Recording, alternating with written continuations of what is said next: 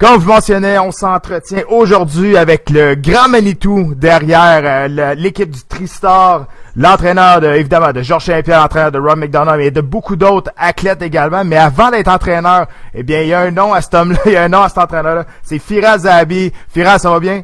Super, mon ami. Oui, écoute, on parle souvent de toi comme t'es toujours en arrière du rideau, hein. C'est souvent les athlètes qui prennent le crédit, mais il y a beaucoup de travail qui a été fait avant ça. Puis toi, faut dire qu'avant d'être entraîneur, avant d'être propriétaire maintenant du Tristar, t'as été athlète également là. Parle-moi donc un petit peu de ce que tu viens. Ouais, c'est ça. J'ai commencé les arts martiaux parce que je voulais apprendre à me défendre, puis j'ai toujours beaucoup aimé ça, apprendre toutes les différents styles, le Muay Thai, la boxe, le Jiu-Jitsu.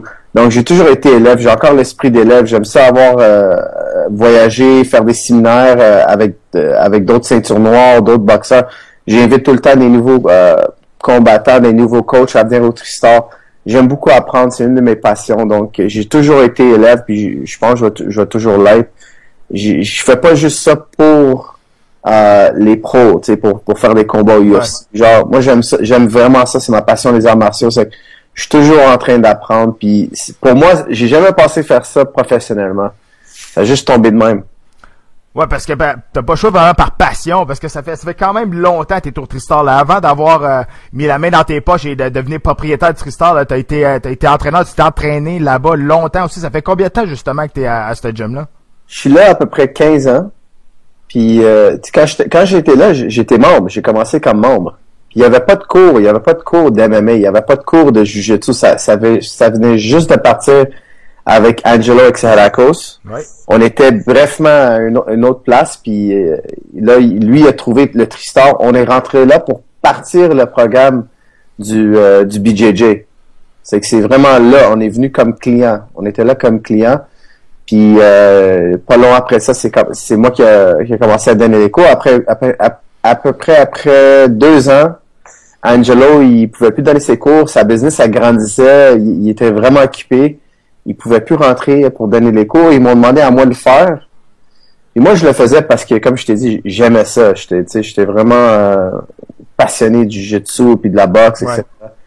Puis là, ça a commencé à grandir. Puis là, aujourd'hui, on vit notre vie.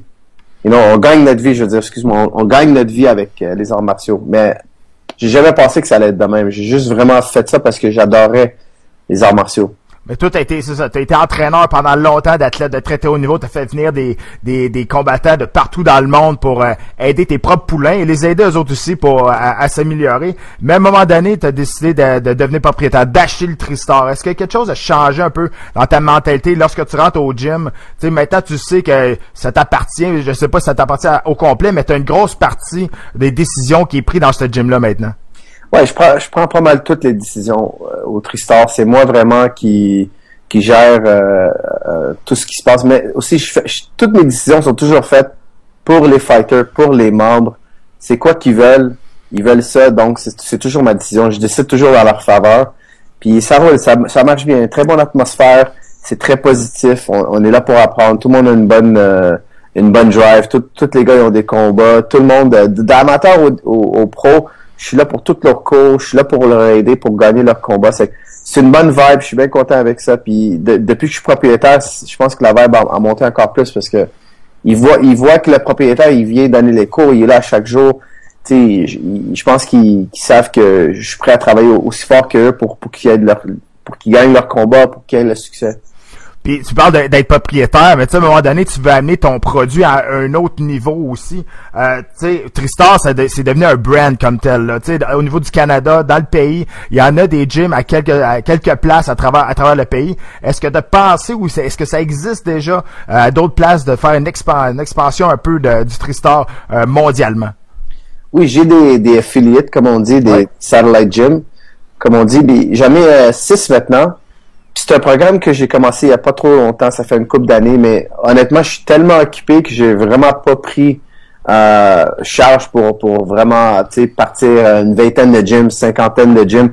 Pour moi, c'est vraiment encore les matelas. Je suis toujours sur les matelas, je suis toujours en train de concentrer sur l'excellence de performance, comprendre de plus en plus c'est quoi les arts martiaux, c'est quoi c'est quoi les meilleures techniques, etc. Je suis vraiment encore dans le sport. Je suis pas devenu super businessman, genre. Je suis pas vraiment dans cette direction.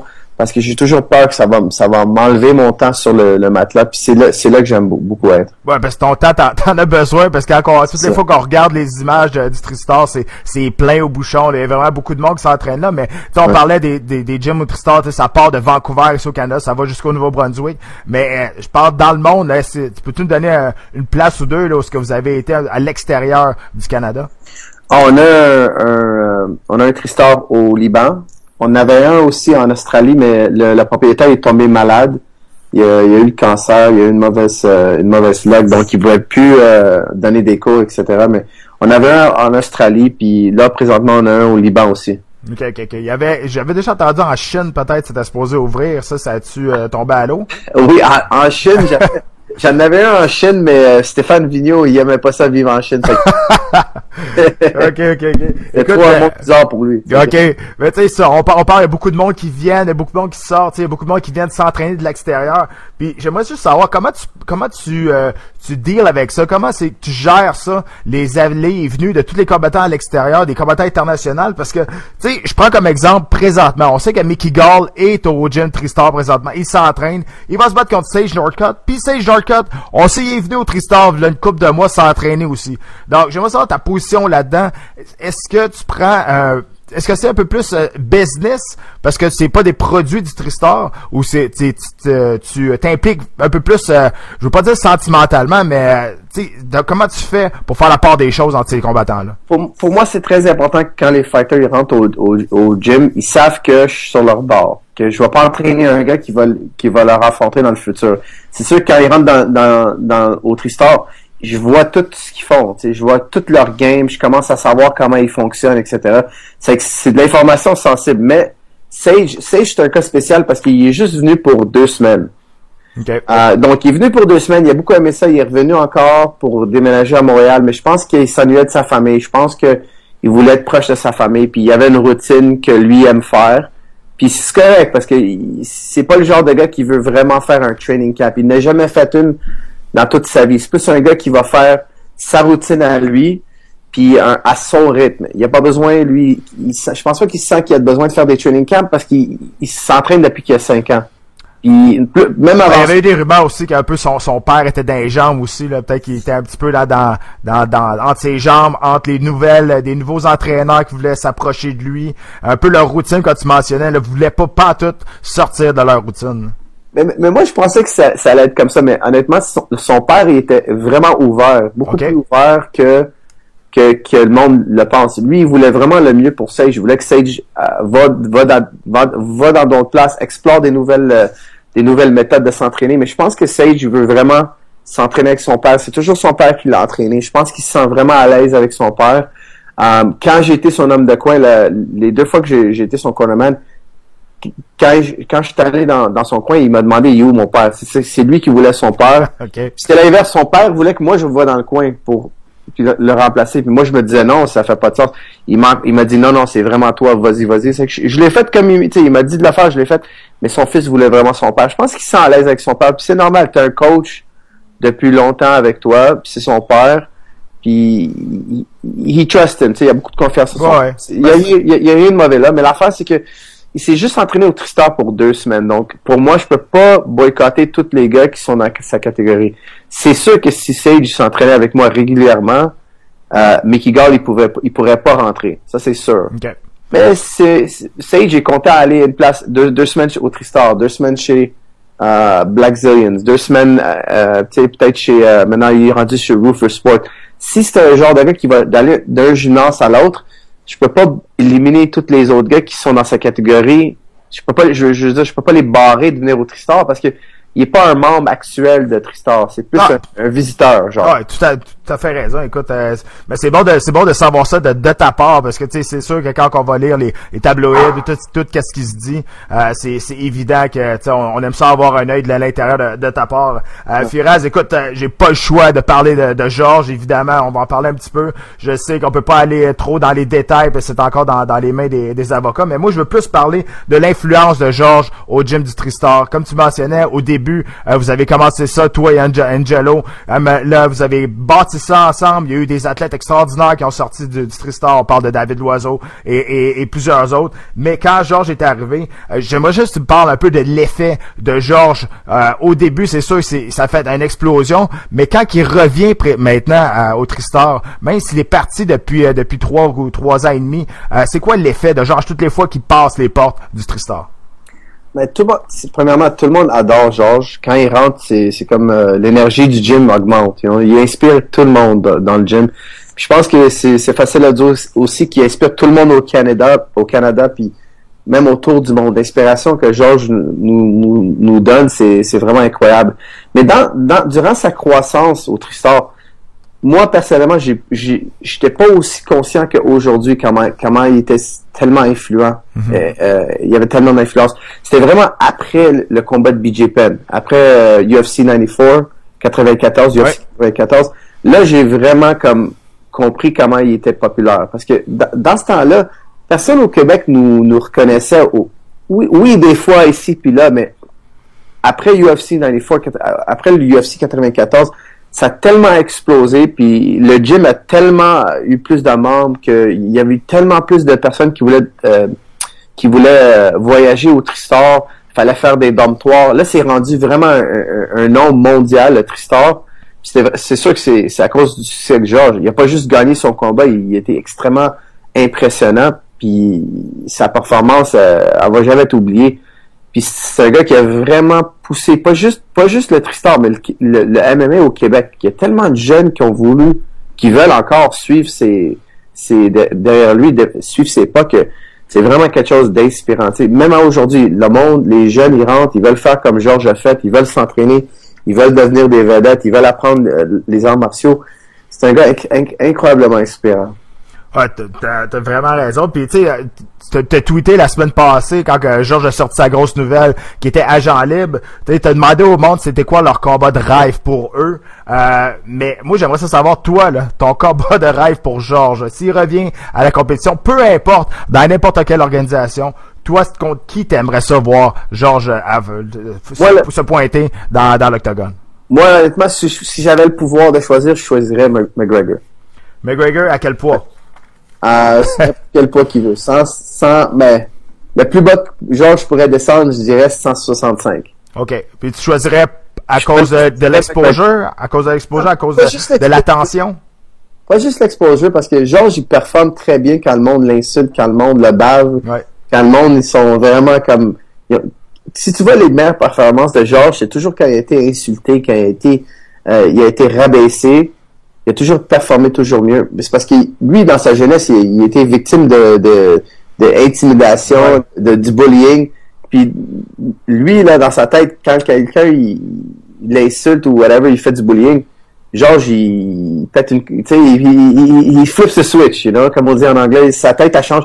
Puis je pense que McGregor, il pousserait ses boutons, puis ça irait mal pour lui, puis ça ferait un combat historique. Ça serait vraiment les deux plus grands vendeurs de pay-per-view qui vont s'affronter. Ça ferait quelque chose de historique, je dirais. Ah, c'est évident, là. Puis, tu sais, dans toutes tes années d'entraîneur, peu importe l'athlète que tu as entraîné, j'aimerais ça savoir l'adversaire que vous avez eu plus de misère à vous adapter en entraînement parce qu'il était trop compliqué ou son style ou justement il y avait trop de trash talk puis c'était déconcentrant pour ton athlète. Lequel adversaire qui a été le plus compliqué à se préparer pour se battre contre? Moi, je dirais que c'est peut-être le premier qui était vraiment difficile, je dirais c'est Jake Shield, parce que Jake Shield, il disait pas un mot, il était pas insultant, il était vraiment gentleman, il était vraiment respectueux, puis Georges, il l'admirait aussi. Puis dans ce temps-là, oui, il a perdu, tu sais, il est plus aussi dominant qu'il était avant, mais dans ce temps-là, il était vraiment quelque chose de spécial. Il avait battu Dan Henderson, il avait pas perdu un combat pendant, je sais pas, je pense que c'était 10 ans. Genre, il y avait des performances incroyables. Il avait gagné la ceinture Strike Force déjà. C'était vraiment un phénomène. Puis je dirais aussi Johnny Hendricks. C'était un autre combattant qui était très difficile. Aussi, encore, toujours, c'était un gars gentleman qui insultait pas Georges, puis il était super, super bon. Ça, c'était les gars que je trouve que Georges, il a eu plus de misère à préparer parce qu'il y avait moins de motivation. Mais quand, mettons, Koscheck l'insultait dans des médias ou BJ Penn ou whatever, Georges, il avait tellement de motivation, il rentrait en feu dans le gym, là, il voulait s'entraîner, se préparer. C'est que pour moi, j'ai toujours trouvé que les gars qui l'insultaient pas, Georges, il mettait pas autant de drive tout le temps dans ses temps. Ouais, parce qu'à un moment donné, tu sais, te rendre en haut, c'est quelque chose, mais d'y rester, c'est 10 fois plus dur. Tu sais, tout le monde s'entraîne pour te déclasser. Tu sais, t'arrives au gym souvent, puis t'as pas le droit d'avoir un combat ordinaire quand t'es champion, puis tu défends ton titre avec tant d'années, avec succès. Tu sais, c'est difficile mentalement, là. Physiquement, c'est difficile, mais mentalement, être toujours au pic de ta forme, c'est vraiment difficile, là. Combien de fois on rentre dans le gymnase, on a une mauvaise séance, on met les gants, ça va pas bien, tout est tout croche, puis c'était pas là. La semaine d'après, t'es en feu, c'était la meilleure soirée de sparring depuis longtemps, tout était super. Ça arrive.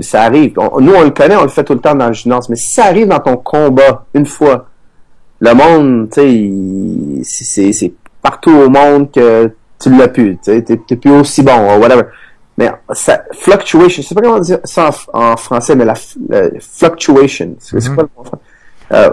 Comment on dit, sais-tu le mot? Fluctuation. Ben, vas-y, dis ta phrase, je vais la traduire après.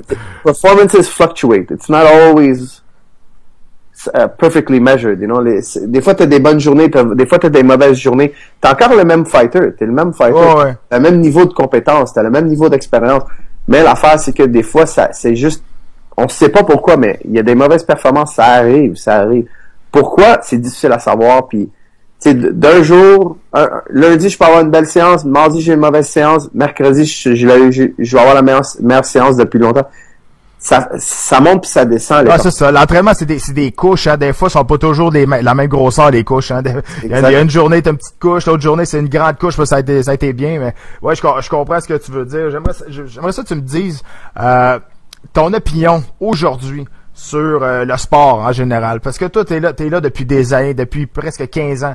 T'as vu quasiment les débuts de l'UFC, là, je me souviens à l'UFC 50, on était ensemble, mon premier combat de l'UFC, on était dans le même vestiaire. Ouais. T'étais avec Georges. Fait que t'en as vu des combats, t'as vu le sport changer, t'as vu l'organisation changer, t'as vu les combattants devenir meilleurs en meilleurs à chaque gala, à chaque année. J'aimerais ça que tu me parles un peu de ton opinion aujourd'hui, où est-ce que le sport est rendu et où ce qui pourrait être aujourd'hui ou qu'est-ce qui a amélioré du sport?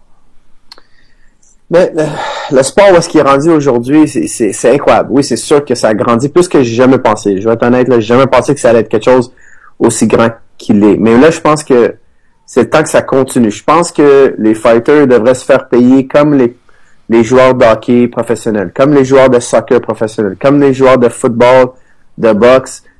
Ils ont le talent. Ils ont le niveau, tout le monde les regarde, c'est le sport le plus intriguant au monde, c'est le temps qui se fait payer. La seule chose du sport qui est pas beau, qui est rendu plus beau, c'est que les combattants, ils se font pas payer assez. Puis ça, c'est l'affaire que je trouve qui ça a juste pas d'allure, parce qu'il y a tellement d'argent qui se fait faire, ils font tellement d'argent, ils viennent juste de vendre pour 4,4 millions, genre. Est-ce que tu trouves à cause de ça, les combattants essaient de donner plus un show à l'extérieur de l'octogone que dans le combat comme tel, parce qu'ils savent que c'est le spectacle qui va vendre et non pas leur performance vraiment sportive qui va faire plus vendre. Donc, le sport est peut-être rendu un peu plus business que des performances sportives. Et l'affaire, c'est que le sport est vend. L'année passée, ils ont déclaré qu'ils ont fait 500 millions de dollars, les UFC. Le sport, il se vend, là, ça fait de l'argent, c'est cash flow positive, ils font de l'argent. Mais c'est vrai qu'ils vont donner de l'argent à ceux qui ouvrent leur, qui ont plus de voix, ils ont une grande voix, ils savent parler, etc. Oui, ça, eux, ils vont avoir plus de, ceux qui ont plus de star power, ils vont avoir plus d'argent. Mais c'est normal aussi. Oui, c'est normal, c'est sûr, mais ça veut pas dire que le sport fait pas de l'argent. Le sport, il fait beaucoup d'argent.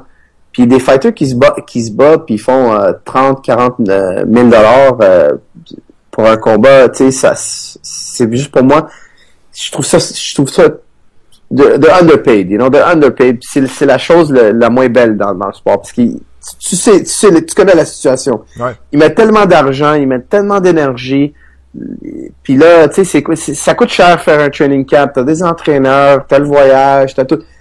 À la fin, c'est des athlètes professionnels de haut niveau, de haut calibre. Ils devraient se faire payer comme de leur valeur. What their value is worth. Ouais, mais justement, est-ce que ça prendrait pas une union pour protéger ces combattants-là, pour protéger les combattants, pour établir un plafond et un plancher au niveau des salaires qui est donné aux combattants? C'est sûr que ça en prendrait une, mais tout le monde a trop peur. Ouais. Puis ceux qui vont la partir, ils vont se faire bombarder. C'est sûr que ça va venir un jour, je trouve, comme le NFL c'est organisé, comme la NHL, le Major League Baseball, ça va venir à ce point-là, je trouve. Mais ça va être difficile pour ceux qui ont juste manqué le bateau. Comme, admettons, en 5-10 ans ou 15 ans, les nouveaux fighters qui rentrent, puis ils signent des gros contrats de 5 millions, 4 millions, 10 millions de dollars. Les autres combattants qui viennent juste de finir leur carrière juste avant eux, qui ont eu le même niveau, c'est eux qui ont fait le chemin, ils vont avoir manqué le bateau. C'est que je trouve que ça peut pas arriver trop tôt. Tu sais, c'est vraiment quelque chose qui devrait arriver le plus tôt possible. Toi, t'entraînes des combattants, t'en entraînes beaucoup, t'es souvent dans le coin de des combattants aussi. Jusqu'à quel point t'as un pouvoir de décision sur le choix des adversaires, sur la stratégie, évidemment, ça vient de toi, ça vient de l'équipe, mais sur le choix de l'adversaire, vraiment le bon choix de l'adversaire, de des combattants, jusqu'à quel point t'as un pied à terre puis t'as un pouvoir décisionnel là-dessus? Ah, très peu, je dirais. Honnêtement, l'UFC, tous les combats sont toujours des combats difficiles. Peut-être ton deuxième combat, c'est un autre inconnu, puis il passe sa carrière aussi. Mais après ça, c'est tous des combattants avec beaucoup d'expérience. Puis l'UFC, c'est rare qu'ils te donnent un choix. Avec mon expérience, habituellement, c'est rare. Puis c'est rare que je vais dire que non, ce combat-là, il est pas bon à cause de ci puis ça, parce que souvent, ça va être parce que mon combattant, il veut se battre sur une certaine carte. C'est que si on peut ramener à sa carte, admettons, il vient de l'Europe, il veut se battre sur une carte d'Europe, ça fait beaucoup de sens, il va vendre des billets, c'est son monde à lui, etc. Mais à part ça, à part de quelque chose unique de même, c'est rare qu'on va avoir un mot à dire. On va parler maintenant de Rory McDonald qui a fait un peu une bombe. Rory, c'est un très gros nom dans l'histoire de l'UFC. Il est parti sur 2 défaites de suite. Allé signer avec l'organisation rivale de l'UFC. Ton opinion là-dessus, je veux pas savoir s'il a bien fait ou il a pas bien fait, mais je veux savoir ton opinion à toi. Est-ce que c'était un bon move à court terme pour lui monétairement? Ou à long terme, tu crois que ça va être bon pour lui, au niveau business, au niveau famille, au niveau argent qu'il va se mettre dans les poches? Ah, c'est sûr que l'argent que Bellator leur offert, c'était beaucoup plus que l'UFC. C'était même pas proche. Honnêtement, c'était une question d'argent. Mm-hmm. Rory, il s'est fait faire une belle offre. Regarde, il était classé numéro 1. Il a perdu son combat contre Wonderboy. Il était classé numéro 2 dans le monde. Bellator était hyper intéressé. Ils ont mis l'argent sur la table. C'était un montant que tu peux pas refuser. Il y a un commandite aussi là-dedans aussi. Il va pouvoir aller chercher énormément d'argent avec ses commanditaires, contrairement à l'UFC. Hein. Exactement. Mais l'affaire, ce qui était vraiment que j'ai beaucoup aimé, ça c'était un contrat qui reflète plus le niveau de calibre qui est, le star power qu'il y a. C'était un bon offre, un fair offer, comme on dit. C'est un offre que je trouve que ça a une bonne réflexion sur sa valeur. Puis quand quelqu'un te fait une offre de même, ça veut dire que c'est ta vraie valeur de marché. Si tu as juste une personne qui fait des offres, tu peux pas savoir c'est quoi ta vraie valeur. Mais quand tu as 2, 3, 4 personnes qui te font des offres, là tu peux plus savoir c'est quoi ta valeur dans le marché. Puis c'est vraiment une grosse différence d'argent de UFC puis Bellator. Mais tu trouves pas que c'est un couteau à 2 tranchants un peu, parce que si ça va se battre pour le championnat du monde pour Bellator à 170 livres face à Kucherov qui, oui, on le sait toi et moi, qui est très dur, il est super bon. mais personne connaît ce gars-là. Donc, tu penses-tu que, tu sais, admettons, ça va moins bien, il y a un combat difficile, il gagne, il perd, mais c'est pas une performance flamboyante. Le monde va se retourner, ils vont dire, il y a eu de la misère face à un no-name, dans le fond. Tu sais, moi, ça me dérangerait pas que le monde pense ça parce que ça, c'est leur problème. S'ils comprennent pas c'est quoi le calibre du gars qu'on affronte, oui, c'est pas tout, ça serait pas mon premier choix, mais si ça tombe de même, ça tombe de même. C'est leur problème, c'est eux qui connaissent pas. C'est une genre d'ignorance de leur part, c'est pas de notre part. Ouais. Puis que Rory se fait payer comme il va se faire payer, ça, tu sais, ça, je serais content. Puis pour moi, il a gagné, il s'est bien fait payer. Le reste, les opinions, moi, je m'en mêle pas trop, tu sais, parce que je peux pas le contrôler. Puis moi, je pense que dans le futur, vous allez voir que Bellator, ils vont mettre beaucoup d'argent sur les fighters. Puis le nom de Bellator va augmenter. Puis ouais, parce que tu sais, c'est quand même Viacom qui est en arrière de ça. Là. Ils ont énormément d'argent. Ils sont pas pauvres, tu sais, ils sont pas pauvres. Ouais. Puis ils croient au Bellator, ils veulent augmenter le nom de Bellator. Puis regarde, ça fait un meilleur marché pour les combattants. Maintenant, les combattants ont deux choix. Puis ça donne une balance de pouvoir. Puis pour moi, c'est ça qui passe avant l'opinion des fans. MMA Award ont donné depuis les 3 dernières années le Trainer of the Year à Mike Dolce. Moi, j'ai rien contre Mike Dolce, mais c'est un nutritionniste, tu comprends? Il fait de la bouffe pour les combattants, puis il le fait faire le poids, c'est bien correct. Tu trouves pas ça bizarre un peu que l'entraîneur de l'année va à quelqu'un qui fait de la bouffe, qui amène de la bouffe à le gars, fait la cuisine, et non pas un entraîneur vraiment qui se dédie, ils sont sur le tapis, comme tu mentionnais, un peu comme toi, qui sont pas peut-être pas reconnus à leur juste valeur. Ouais, moi je trouve que ça, tu sais, ça n'a pas le même niveau de valeur. C'est vrai que l'entraîneur qui est sur le tapis a une énorme valeur puis c'est lui qui fait la grande différence. Mais encore, c'est une question de marketing, c'est une question de image, puis c'est sûr que les hardcore qui sont vraiment dans le jeu, ils savent que le nutritionniste, yeah, he's important.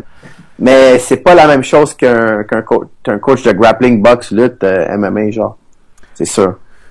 Pour finir, on va jouer un petit jeu, mon Firas. On va faire des prédictions. Il y a des gros shows et des gros shows qui s'en viennent, des gros combats. C'est sûr, l'UFC 205, l'événement de l'année. On va commencer avec tout ce tout honneur. Alvarez face à Conor McGregor. Ton opinion là-dessus? Moi, je trouve Alvarez devrait le gagner. S'il se fait pas mettre en KO les premières 2 rounds, je pense qu'il va gagner les 3 dernières assez facilement. S'il gagne une des 2 premières, ça va être une longue soirée pour McGregor. Mais McGregor, il est précis puis il frappe fort. Sa grande chance, c'est la première, 2e round, mais après ça, je pense que c'est Eddie Alvarez. Puis je pense que ça va aller à 3e round, puis c'est pour ça que je choisis Eddie. Mais toi, en tant qu'entraîneur, t'en as vu des combattants, là, puis plus qu'un autre, là. T'es vraiment impressionné par Conor McGregor, pas juste par son trash talk, par sa grande gueule, mais par ses qualités athlétiques. Il est athlétique, il comprend la distance, puis il est précis avec sa main gauche. Puis sa main gauche, on a vu ce qu'elle peut faire. Ouais. Sa main gauche, regarde ce qu'il a fait avec Aldo. Aldo, il s'est fait pacer plusieurs fois dans sa carrière puis il a jamais tombé de même. Là. En plus, il l'avait prédit, c'est exactement ça qui allait arriver puis c'est arrivé. Ouais. Mais l'affaire avec les prédictions de McGregor, faut pas oublier, c'est toujours la même prédiction. Ouais. Si tu regardes tous ses combats, il y a une décision dans toute sa carrière. Tous les autres combats, c'est first round knockout. Oui, il est béni avec une main gauche incroyable puis il le sait. Il sait qu'il va pas gagner des décisions. Regarde, sa première décision qu'il a jamais gagnée, c'est sa dernière. C'est contre Diaz. Mais sa main gauche, c'est quelque chose de spécial, puis il le sait. Deuxième combat à l'UFC 205 qui retient mon attention, évidemment, c'est le championnat du monde des mi-moyens. Stephen Thompson, que tu connais quand même assez bien, parce qu'il est allé s'entraîner à quelques reprises au TriStar, face à Tyron Woodley. Est-ce que tu penses que Woodley va être capable de garder son titre? Je pense que Woodley va l'amener au sol 1 ou 2 fois, mais ça va être tout. Après ça, c'est Steven qui va gagner, puis il va le garder à distance, puis il va avoir il va collecter plus de strikes que Woodley, puis juste assez pour gagner une coupe de ronde. Puis c'est très possible qu'il passe le KO, oui, mais le minimum performance que j'imagine que Thompson va nous donner, c'est un 3 sur 2 round de victoire. Il va gagner 3 rounds sur 2. Mais aussi, ça me surprendrait pas qu'il le met KO. Thompson met KO Woodley. Oui, Woodley. Ça me surprendrait pas. UFC 206, la revanche, Anthony Johnson face à Cormier. Moi, je dirais Cormier. C'est sûr qu'Anthony Johnson, il a une puissance incroyable, mais je trouve que Cormier, il va être capable assez de lutter Johnson. Puis Johnson ne peut pas garder le même rythme que Cormier. Puis je pense que Cormier va gagner. Et on va finir l'année avec l'UFC 207. Évidemment, le retour de Ronda Rousey face à Amanda Nunes. Ronda Rousey, c'est une question de mental là, pour elle revenir. Ça va être capable d'être mentalement prête pour ce combat-là. Moi, je pense que si elle essaie de boxer comme la dernière fois, elle va perdre, mais je pense pas qu'elle va prendre la chance encore. Je pense qu'elle va trouver une façon de l'amener au sol. C'est une grappleuse incroyable, puis elle va trouver une soumission, puis elle va le gagner encore. Elle va regagner son titre. Avant-dernière prédiction, Firas, Dominic Cruz face à Garbrandt, ça vient de tomber, le combat vient d'être annoncé pour le C207. Ton choix sur là? Celle-là, il est vraiment difficile à prédire, honnêtement, mais je vais aller avec Cruz parce que je pense que Cruz, sa défense, ça va être l'offense de Cody contre la défense de Cruz. Puis je pense que la défense de Cruz va être supérieure, il va gagner par point. Et je vais terminer avec un que j'ai comme pas le choix de te demander. Sage Northcutt face à Mickey Gall. Ton choix sur celle-là? Oh man, celle-là je peux pas prendre un côté. Regarde, je vais être dans le coin de Mickey Gall, c'est que c'est sûr que je pense que Mickey Gall va gagner, mais je veux pas donner des insights sur leur jeu, c'est sûr. Donc je veux juste dire que regarde, je supporte le gars qui s'entraîne avec moi, puis je crois que Mickey Gall va gagner le combat. Excellent, Firas. Merci beaucoup de ton temps, c'est vraiment très apprécié. En plus d'être propriétaire, d'être entraîneur de plusieurs combattants, t'es un père de famille de 3 jeunes enfants aussi, puis t'es dédié à ton sport, dédié à ton équipe. Je trouve ça vraiment extraordinaire et je te remercie encore de nous avoir donné un beau 30 minutes d'entrevue aujourd'hui. Merci Pat. J'espère de revenir encore sur ton show. Yes sir, merci. Merci. Ciao.